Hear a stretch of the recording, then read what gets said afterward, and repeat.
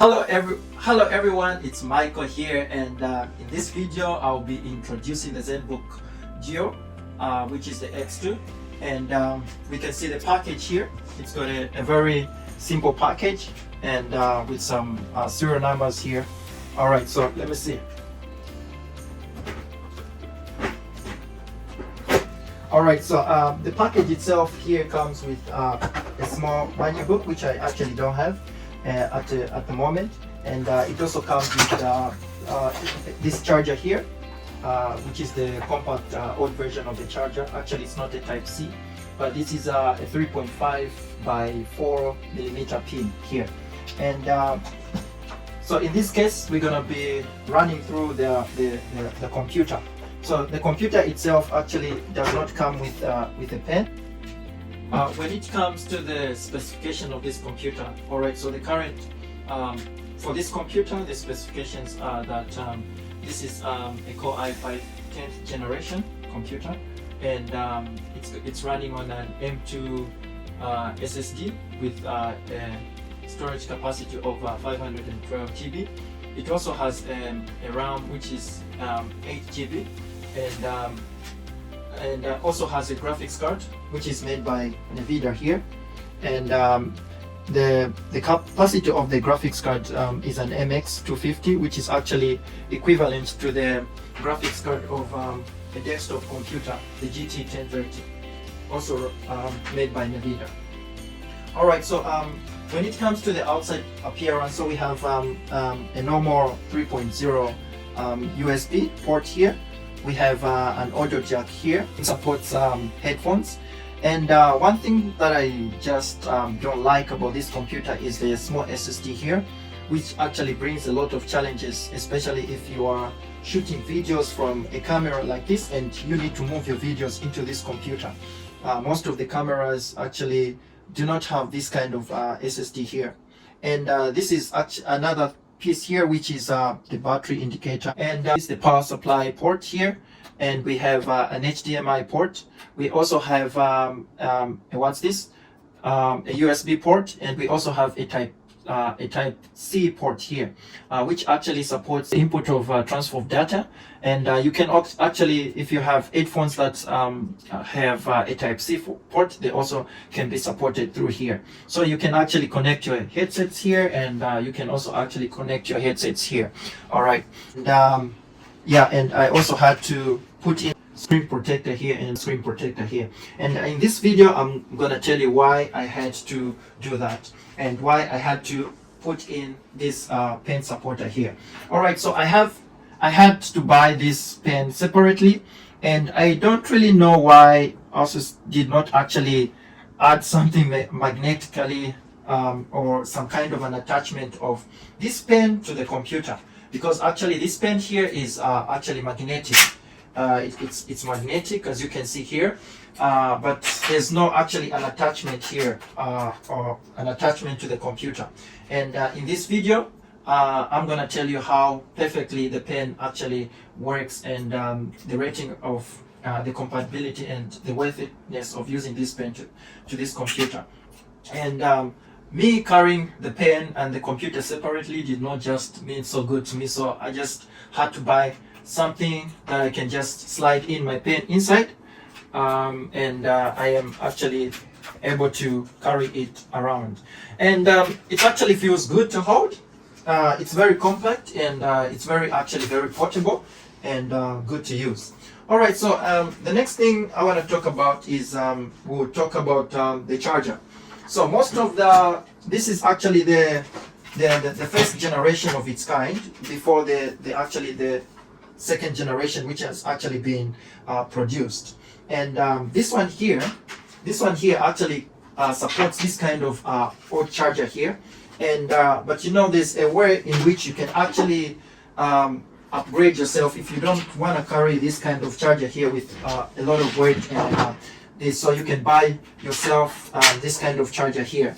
And this port here is a 3.5 by 4 millimeter here, and you can buy this charger here, which is actually a 65 watts charger, and actually it's able to to charge this computer very well. And when you compare it to this charger here, it just makes everything very portable and easy to fix in your bag and everything. All right, so the next thing is the design. So when it comes to the design, so this computer has a very unique design here, in the sense that, you know, when you open the computer, it just lifts up this second display here, and to a certain degree. And you find that in this here, there are fans here, which actually do up the cooling of the whole system. And here we have some, I think these are speakers. Here we have three speakers, which actually sound very good. And so the next thing is I'm gonna turn on the computer here, and let's see. So one would never talk about the ZenBook, and one of the first priorities or purpose of why you would want to get this kind of computer is just this display here. So this display here just makes everything unique and changes on the views of computers. And I would have loved if ASUS had to just make use of even this slightest space here to make this screen as big as possible. The keyboard and the mouse may not be actually suitable, especially for left-handed, but when it comes to the normal usage, it just gets you just get used to it as time goes by. And most of the cases, you find that you not even actually have to use the touchpad. The touchpad actually works fine here, and it's really good so far to my usage. But in most cases, for heavy duty work, I prefer to use the mouse. It actually makes everything feel comfortable. Sometimes I can actually use also this mouse here. This one can also act as my mouse, but it's not just really comfortable, because I had to put a screen protector here, because this pen here, the more you use it, it just makes and starts to really scratch the screen here. So to my advice, actually, if you wanna take notes and everything, I would advise you to really put a screen protector. It's gonna help you. And if you can see here, it really scratches my screen. You can see here when as I'm taking notes. The other thing is that you really have to make sure that this display here is actually always clean. If I want to learn something, let's say I want to learn, for example, mechanical engineering, I can actually be watching this YouTube here while I'm actually taking the notes and this major is highly taking notes on this taking notes on this display here. And I can actually, when it comes to the note taking, you can see here, actually the pen really takes really good notes.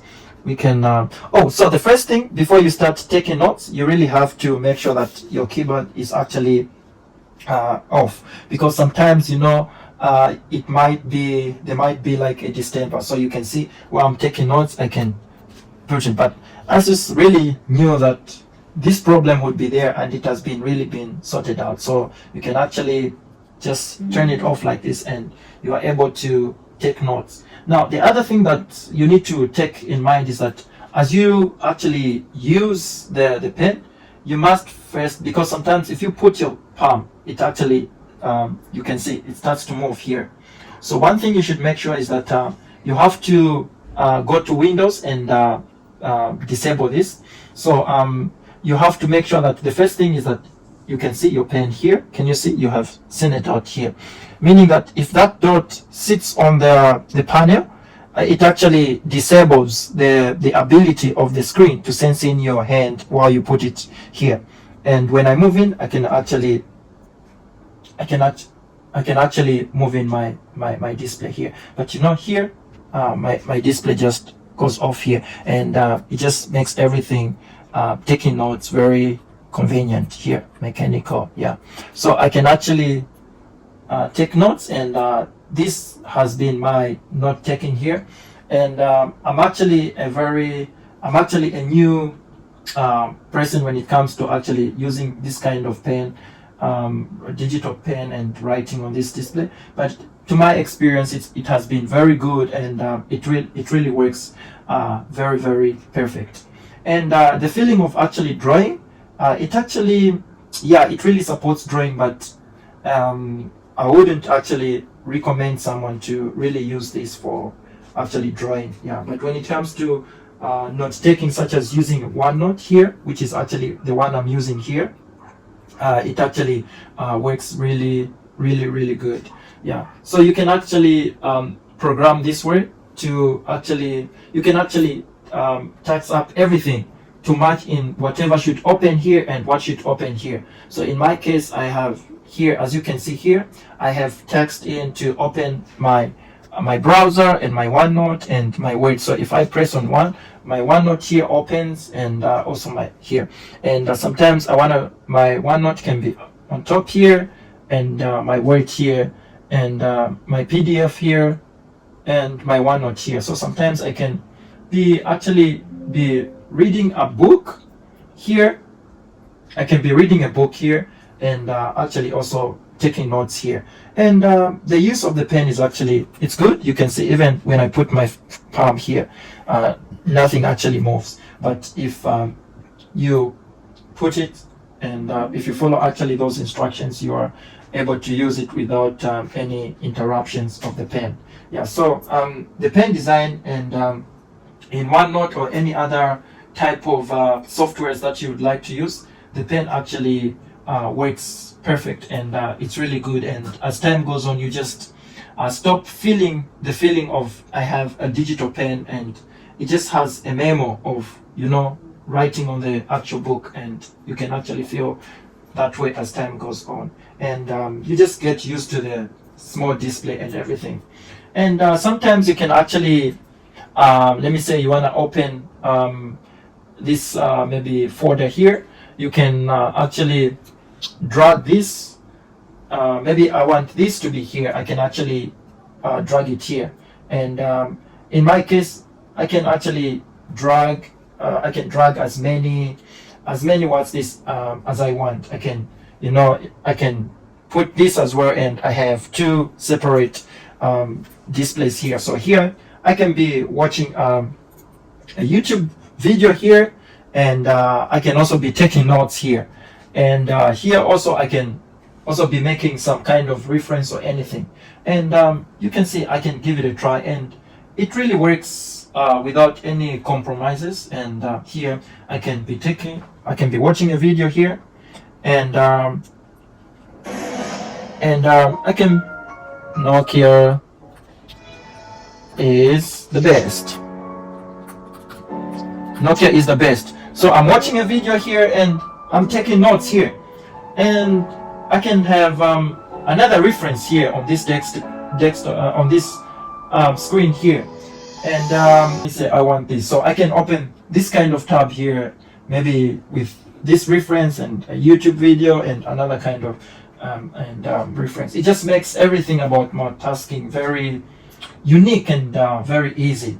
And especially to students who want to take maybe take videos while taking notes here. They're watching videos and while taking notes, and maybe typing or doing some kinds of messaging here.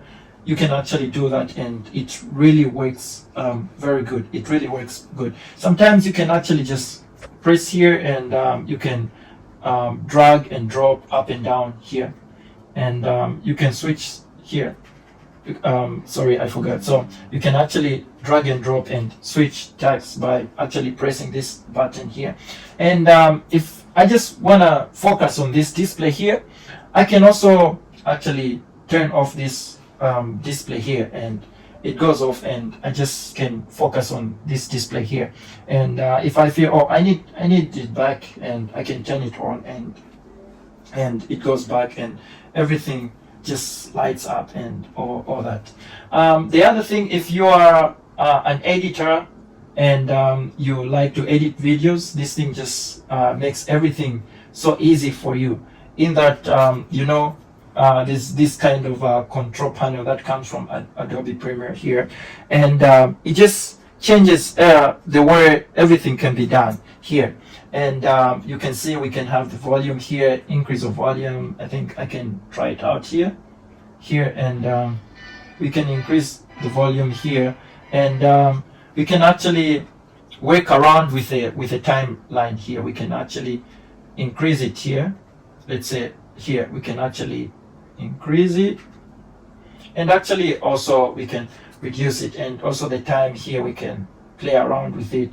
We can undo, redo, and you can also, sometimes you want to import something, you can actually just press a button here and you can import. And if you want to export this video, you can just press a button. Sometimes you can even save it here, and just, you know, those small things. And the small things actually create a very big impact to this computer, and just makes everything to be fast and very convenient to use. So the whole computer and the whole system is actually very convenient, and when it comes to the expenditure, it's actually very worth it to actually spend money for it. Actually, there's a new generation which comes after this one, which is has a touch screen here and both touches, and there's a slightly improvement on the inch to actually increase the angle here to a bit more higher. But actually, for me, I find it not usually a problem. It just really works perfect for me, and I find this one to be more of what I really want to get.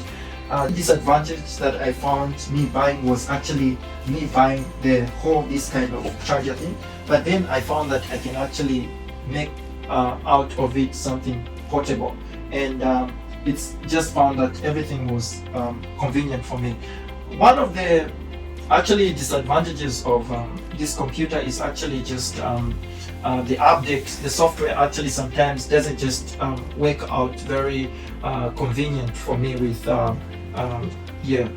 and I really would have loved if Asus actually had put something that would bin. So I would love to attach my pen to. Otherwise, this is the most perfect computer for your work. And if you want something that's really heavy duty, I would encourage you to go with something that has got a higher RAM, because my 8 GB of RAM is actually the only limitation that I actually have. And this computer, you can actually upgrade the storage, but you can actually not upgrade the RAM. So if you want to buy such a kind of computer, I would actually advise you to actually buy at least 16 GB of RAM, depending on the workforce that you want to use this computer for. If you want to use it for a very higher workforce, I would advise you to buy at least 16 GB of RAM, and it doesn't really matter on the storage capacity, because actually the capacity can actually be increased later on. But the design and the practical use of it is actually really good. It's really good, and it's something that you wouldn't want to just see on the table and avoid grabbing it. Thank you for watching my YouTube videos, and I hope if you like my contents, please remember to subscribe, and just to encourage me to produce more videos. This is Michael, and I love you all. Bye bye.